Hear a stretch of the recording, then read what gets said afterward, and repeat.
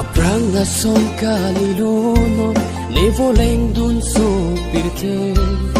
pisinang jemanden ma onikang ngona ba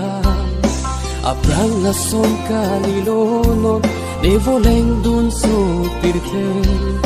pisinang jemanden ma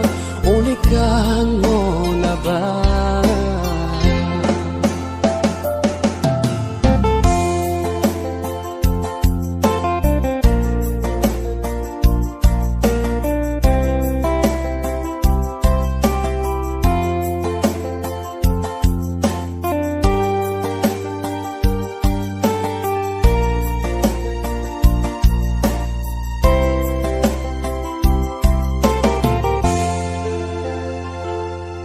Nagpanang teglong chengpen sing vinang do ichina Nagpanang long le anoti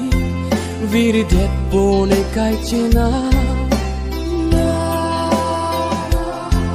Nagpanang teglong chengpen sing vinang do ichina Nagpanang long le anoti viri det bone kai china Moki kang jirune akan ho Cemande pode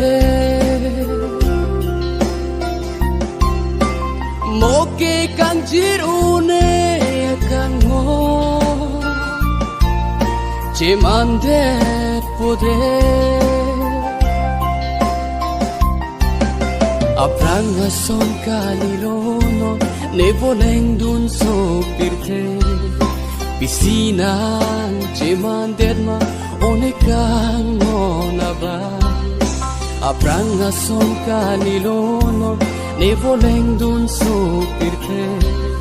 pisinang jemanden ma onekang ngona ba